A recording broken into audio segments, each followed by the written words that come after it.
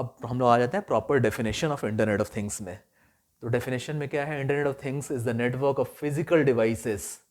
vehicles such as vehicles, home appliances, industrial machinery, commercial instrumentation, banking and finance sector, equipment and many other items embedded with electronics, software, sensors, actuators and network connectivity modules which enable these objects to get connected and exchange data। तो ये बेहतरीन चीज़ है। इसके definition में हम लोग देख सकते हैं, इसके डेफिनेशन में कि इंटरनेट ऑफ थिंग्स क्या है। तो सबसे पहले इंटरनेट ऑफ थिंग्स और नेटवर्क ऑफ फिजिकल डिवाइसेस है। यानी इंटरनेट ऑफ थिंग्स क्या है, जहाँ फिजिकल डिवाइसेस, फिजिकल मीन्स वो सारी चीज़ें फिजिकल हैं जिनको, वो लिविंग नॉन लिविंग, वो सारी चीज़ें फिजिकल हैं जिनको हम अपने सेंस ऑर्गन से देख पाते हैं, उसकी आवाज़ को सुन पाते हैं, छू के महसूस कर पाते हैं, जिनका प्रेजेंस हमें फील होता है, वो सारी चीज़ें फिजिकल हैं। तो डेफिनेशन के हिसाब से इंटरनेट ऑफ थिंग्स क्या है, internet of things is a network of physical devices. तो सबसे पहले अगर हम लोग प्रॉपर डेफिनेशन में आए ना, तो internet of things physical devices का एक नेटवर्क है। जैसे व्हीकल्स हो गए, आपकी जो गाड़ियां हैं, व्हीकल्स हो गया, होम अप्लाइंसेस हो गए, घर के जो अप्लाइंसेस हैं, इंडस्ट्रियल मशीनरी है, कमर्शियल इंस्ट्रूमेंटेशन है, बैंकिंग एंड फाइनेंस सेक्टर के इक्विपमेंट हैं, और बहुत सारे ऐसे आइटम हैं जो एम्बेडेड हैं, एक साथ यूनिफाई हम लोग कर रहे हैं। कैसे? तो इलेक्ट्रॉनिक्स के सर्किट्स के हेल्प से, सॉफ्टवेयर के हेल्प से, सेंसर्स के हेल्प से, एक्चुएटर के हेल्प से, नेटवर्क कनेक्टिविटी के हेल्प से, ये सारे मॉड्यूल्स कहीं ना कहीं हमें सक्षम बना रहे हैं कि हम बहुत सारी चीज़ों को, इन बहुत सारी चीज़ों को कनेक्ट कर पाएँ एक दूसरे से, वायरलेसली या वायर्ड फिनोमिनन से, अलग अलग फिनोमिनन से, अलग अलग तरीके से हम उनको कनेक्ट कर पाएँ, और कहीं ना कहीं हम डेटा को एक्सचेंज कर पाएँ, कहीं ना कहीं कमांड कर पाएँ, कहीं ना कहीं कंट्रोल कर पाएँ, कहीं ना कहीं उन चीज़ों को हम ऑपरेट करा पाएँ। ये बेहतरीन डेफिनेशन है इंटरनेट ऑफ थिंग्स का। आगे हम लोग आ जाते हैं, each thing is uniquely identifiable through its embedded computing system but is able to interoperate within the existing infrastructure. और वो जो सारी चीज़ें हम कनेक्ट कर रहे हैं ना इंटरनेट ऑफ थिंग्स में, जो सारी चीज़ों को हम एक नेटवर्क से कनेक्ट कर रहे हैं, कनेक्टिविटी हम प्रोवाइड कर रहे हैं इंटरनेट के हेल्प से, वो सारी चीज़ें एक यूनिक तरीके से, ये एक यूनिक तरीके से आइडेंटिफिएबल है, जिनका एक पहचान है, एक यूनिक पहचान है, और सब इस तरह से हैं कि सब सक्षम है इंटर ऑपरेट करने के लिए उस एग्जिस्टिंग नेटवर्क पे, उस एग्जिस्टिंग इंटरनेट इंफ्रास्ट्रक्चर में। तो जो सारी चीज़ें कनेक्ट है ना, सबकी एक अपनी पहचान है, सबकी एक आइडेंटिटी है। जैसे हम लोग पेन ड्राइव पीसी में लगाते हैं तो एक यूनिक उसका एड्रेस और उसका यूनिक एक असाइन होता है वहाँ पे, और हर एक चीज़ हम लोग जो भी चीज़ इंटरनेट से कनेक्ट करते हैं तो आपने देखा होगा कि वो हर एक डिवाइसेस की, हर एक थिंग्स की एक आईपी असाइन होती है जो उसकी आइडेंटिटी है। तो सारी चीज़ें की एक अपनी एक यूनिक पहचान है, और सब आपस में इंटर ऑपरेट करने में, सब एक दूसरे से कनेक्ट करने में, डेटा एक्सचेंज करने में, कमांड एंड कंट्रोल को शेयर करने में कहीं ना कहीं वो सक्षम है। नेक्स्ट में हम लोग आ जाते हैं, internet of things can also be defined as an internet technology for connecting, controlling and operating devices, machines and tools to the internet by means of wireless technologies like Bluetooth, Wi-Fi, Zigbee etc. और फिर हम लोग आते हैं next point में। तो ये क्या है, इंटरनेट ऑफ थिंग्स को हम लोग डिफाइन कर सकते हैं कैसे, इंटरनेट टेक्नोलॉजी जिसमें हम चीज़ों को कनेक्ट कर पाते हैं, कंट्रोल कर पाते हैं, डिवाइसेस को ऑपरेट कर पाते हैं, मशीन्स और टूल्स को ऑपरेट कर पाते हैं। और कैसे ऑपरेट कर पाते हैं, तो कहीं ना कहीं हम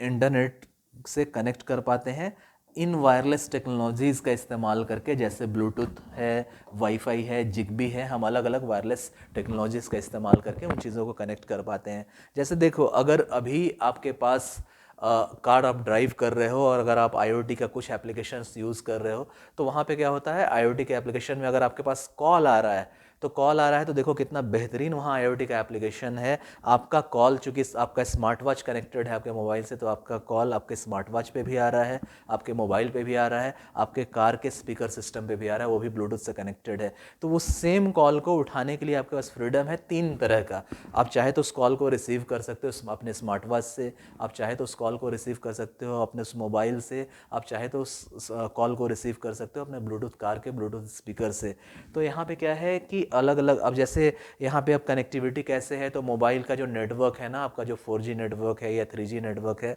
तो उससे आपका मोबाइल कनेक्टेड है, उस पर कॉल आ रहा है, और आपका मोबाइल से आपका जो स्मार्ट वॉच है वो ब्लूटूथ से कनेक्टेड है, आपका स्पीकर ब्लूटूथ से कनेक्टेड है, तो हमने देखा कि उस सेम कॉल के लिए मोबाइल नेटवर्क की भी कनेक्टिविटी है, इंटरनेट की भी कनेक्टिविटी है और कहीं ना कहीं ब्लूटूथ की भी कनेक्टिविटी है। तो अलग अलग वायरलेस टेक्नोलॉजीज़ का इस्तेमाल करके हम इंटरनेट ऑफ थिंग्स में चीज़ों को कनेक्ट कर सकते हैं, कंट्रोल कर सकते हैं और डिवाइसेस, मशीन्स और टूल्स को हम ऑपरेट कर सकते हैं। और ये अलग अलग वायरलेस टेक्नोलॉजीज़ क्या क्या है, तो definitely Bluetooth, wifi, Zigbee etcetera. तो अगले पॉइंट में हम लोग आ जाते हैं। अगला पॉइंट क्या है, the IoT allows objects to be sensed and controlled remotely across existing network infrastructure. तो IoT क्या करता है, IoT अलाउ करता है ऑब्जेक्ट्स को सेंस होने के लिए, यानी उसको उसकी सेंसिंग होने के लिए और कंट्रोल होने के लिए रिमोटली, जिसको हम कंट्रोल कर सके आपके एग्जिस्टिंग नेटवर्क इंफ्रास्ट्रक्चर पे। तो IoT में कहीं ना कहीं हम चीज़ों को आइडेंटिफाई कर पाते हैं, सेंस कर पाते हैं और उस नेटवर्क पे हम कंट्रोल और कमांड दे पाते हैं उस एग्जिस्टिंग नेटवर्क पे रिमोटली, जहाँ चाहे वहाँ से। जैसे मैंने आपको बताया अभी इस लेक्चर की शुरुआत में कि हम अगर हम घर के लिए मूव कर रहे हैं, ऑफिस से घर की तरफ अगर हम जा रहे हैं और ट्रैफिक में हमारा टाइम लगने वाला है और मुझे चाहिए कि मेरा AC पहले से ही ऑन हो जाए कि मेरे घर पहुँचते ही वहाँ पे प्रॉपर कूलिंग मुझे मिले, प्रॉपर एयर कंडीशनिंग मिले, तो हम रिमोटली अपने कार में ही बैठे बैठे वहाँ से ही कमांड देके अपने AC को ऑन कर सकते हैं वायरलेसली। इंटरनेट ऑफ थिंग्स के हेल्प से ही ये पॉसिबल हो पाया। आगे हम लोग आ जाते हैं, creating opportunities for more direct integration of the physical world into the computer based systems and resulting into the improved efficiency, accuracy, economic benefit in addition to reduced human intervention. तो IoT क्या करता है, allow करता है objects को sense करने और control करने का, हमें फ्रीडम प्रोवाइड करता है रिमोटली एग्जिस्टिंग इंफ्रास्ट्रक्चर पे, और हमारे लिए क्रिएट करता है अपॉर्चुनिटी जिसमें हम डायरेक्ट इंटीग्रेशन कर सकें, चीज़ों को हम एक साथ जोड़ सकें, यूनिफाई कर सकें, डायरेक्ट इंटीग्रेशन कर सकें, फिजिकल वर्ल्ड का हम कंप्यूटर बेस्ड सिस्टम के साथ इंटीग्रेशन कर सकें। जो अलग अलग चीज़ें हैं ना, जो फिजिकल वर्ल्ड की अलग अलग चीज़ें हैं, उनका कंप्यूटर बेस्ड सिस्टम के साथ हम उसको जोड़ पाएँ, इंटीग्रेट कर पाएँ, उनका इंटीग्रेशन कर पाएँ, जिससे हमें क्या होगा, तो जिससे हमें डेफिनेटली ये क्या रिजल्ट करेगा, डेफिनेटली इससे हमें मिलेगा हम इम्प्रूव्ड एफिशिएंसी, इससे हमें इम्प्रूव्ड एफिशिएंसी मिलेगा, बेटर एक्यूरेसी मिलेगा, कहीं ना कहीं इकोनॉमिक बेनिफिट मिलेगा, चीज़ों को हम आसान कर पाएंगे, एनर्जी को सेव कर पाएंगे, तो डेफिनेटली इकोनॉमिकली चीज़ें बेटर होंगी और कहीं ना कहीं ह्यूमन इंटरवेंशन को हम रिड्यूस कर पाएँ। क्योंकि जहाँ कहीं भी हम लोग इंडस्ट्री में भी हम लोग ऑटोमेशन करते हैं, तो हमारा टारगेट है कि कहीं ना कहीं जो चीज़ें हम ह्यूमन बींग्स किया करते थे ना, तो उसमें हमेशा बहुत सारे चैलेंजेस आते थे। कहीं ना कहीं मशीन से और चीज़ों को ऑटोमेट करके हम बेटर एफिशिएंसी दे पाते हैं, हम कंटिन्यूअस अनइंटरप्टेड सर्विस दे पाते हैं, हम बेटर एक्यूरेसी से काम कर पाते हैं, चीज़ों को फिनिशिंग करने का और चीज़ों को प्रॉपर वे से स्मूथ ऑपरेशन कराने का और एक्यूरेट ऑपरेशन कराने का तरीका है कि कहीं ना कहीं हम लोग मशीन पर रिलाय करें, कहीं ना कहीं अपने इंडस्ट्री को ऑटोमेट करें। तो आपके इंटरनेट ऑफ थिंग्स से हम इन चीज़ों को कर पाते हैं कि फिजिकल वर्ल्ड के डिवाइसेस को हम कंप्यूटर बेस्ड सिस्टम से जोड़ पाते हैं। कहीं ना कहीं इससे फ़ायदा क्या होगा कि हमें इम्प्रूव्ड एफिशिएंसी मिलेगी, इम्प्रूव्ड एक्यूरेसी मिलेगी, इकोनॉमिकली हमें और भी बेनिफिट मिलेगा और डेफिनेटली ह्यूमन इंटरवेंशन को हम और कम कर पाएंगे, मशीनों पर रिलाय करके हम सिस्टम को ऑटोमेट कर पाएंगे। तो ऑटोमेशन के फील्ड में हम भी बढ़ेंगे, तो इंटरनेट ऑफ थिंग्स यहाँ हमारे लिए बहुत बहुत हेल्पफुल है। तो अगले पॉइंट में हम लोग आ जाते हैं, IoT also results in unification of technologies such as low power embedded systems, cloud computing, big data, machine learning and networking। तो IoT क्या होता है ना, IoT से हमें फ़ायदा क्या मिलता है कि हम बहुत सारे टेक्नोलॉजीज़ का यूनिफिकेशन कर पाते हैं, जैसे लो पावर एम्बेडेड सिस्टम का, क्लाउड कंप्यूटिंग का, जहाँ क्लाउड सर्वर पे हम डेटा को भेज पाते हैं, फिर उसको एक्सेस कर पाते हैं, फिर बिग डेटा जहाँ बहुत सारा डेटा हमें प्रोसेस करना होता है। जैसे suppose that thermal power plant है, तो वहाँ टरबाइन ब्लेड्स का जो मूवमेंट रिकॉर्ड होता है, वो डेटा एक्सचेंज होता है, तो वो सिंपल डेटा भी जो मोबाइल का है, टरबाइन ब्लेड्स के मूवमेंट्स का, टरबाइन ब्लेड कितना टिल्ट है, किस RPM से घूम रहा है, टरबाइन ब्लेड्स पर कितना स्टीम से हम प्रेशर दे पा रहे हैं, high pressure high temperature steam से, उस रोटेशन के वजह से कितना रेवोल्यूशंस पर मिनट मिल रहा है, जिससे further Faraday's laws of electromagnetic induction से कितना हम EMF इंड्यूस कर पा रहे हैं, कितनी इलेक्ट्रिकल एनर्जी जनरेट कर पा रहे हैं। ये सारा डेटा फेच होके अलग अलग सेंसर से, फिर ट्रांसड्यूसर से प्रोसेस होके मशीन प्रोग्रामिंग लैंग्वेज में, machine learning language, machine language में, प्रोग्रामिंग लैंग्वेज में कन्वर्ट होके वो डेटा सेंट्रलाइज सर्वर के पास जा रहा है, जहाँ से यूनिफाइड कंट्रोल लोग कर पा रहे हैं अपने पावर प्लांट का। तो ये बिग डेटा हैंडलिंग जो है, फिर फर्दर मशीन लर्निंग है, नेटवर्किंग है, तो इंटरनेट ऑफ थिंग्स से कहीं ना कहीं हमें इन बेहतरीन टेक्नोलॉजी को यूनिफाई करने का मौका मिल पा रहा है, और कहीं ना कहीं यूनिफिकेशन से हम और बेहतर रिजल्ट दे पा रहे हैं अपने लाइफ में, अपने सराउंडिंग में, अपने इन्वायरमेंट में। तो स्टूडेंट्स, अब आ जाते हैं हम लोग हिस्ट्री पे। इंटरनेट ऑफ थिंग्स की हिस्ट्री क्या है उसमें हम लोग आ जाते हैं। तो हिस्ट्री में आ जाते हैं। The concept of internet of things became popular in 1999 through the auto ID centre at MIT and related market analysis publications. तो हिस्ट्री में हम लोग आ जाते हैं। तो सबसे पहले इंटरनेट ऑफ थिंग्स पॉपुलर हुआ 1999 में, जहां यूएस में, आपको पता है यूएस में बोस्टन में मैसाचुसेट्स इंस्टीट्यूट ऑफ टेक्नोलॉजी है, वहाँ ऑटो आईडी सेंटर इसको इस्टेब्लिश किया गया और मार्केट रिलेटेड पब्लिकेशंस में। तो वहाँ क्या हुआ कि सबसे पहले radio frequency identification was started by Kevin Ashton, one of the founders of original auto ID centre, as prerequisite for the internet of things at that point.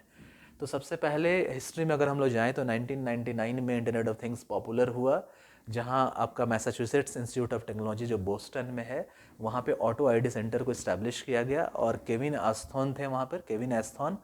Kevin एस्थॉन जो थे उनको फाउंडर कहा जाता है ओरिजिनल ऑटो आईडी सेंटर का Massachusetts institute of technology में। तो उन्होंने क्या किया, RFID जो रेडियो फ्रिक्वेंसी आइडेंटिफिकेशन है, RFID आज भी हम लोग यूज़ करते हैं इस टेक्नोलॉजी को, तो RFID से उन्होंने ऑटो आईडी सेंटर को इस्टेब्लिश किया। और इसमें क्या था, the vision at that time was that if all objects and people in daily life were equipped with identifiers, computers and other devices which could manage and store data। तो उस समय उनकी प्लानिंग थी ना कि सारी चीज़ों को हम, जैसे पीपल, लोग हैं, और चीज़ें हैं जो नॉन लिविंग थिंग्स भी हैं, उन सबको अगर कुछ आइडेंटिफायर्स से हम कनेक्ट कर दें, कंप्यूटर के साथ उनको हम कनेक्ट कर दें और उनका डेटा हम स्टोर कर सकें, मैनेज कर सकें। तो एक कंसेप्ट उन्होंने डेवलप किया था और उसमें उन्होंने RFID यूज़ किया था। उन्होंने हर चीज़ के साथ RFID टैगिंग कर दी थी, RFID डिवाइस लगा दिया था अपने उस ऑटो आईडी सेंटर के सराउंडिंग में। उससे जुड़े हुए लोगों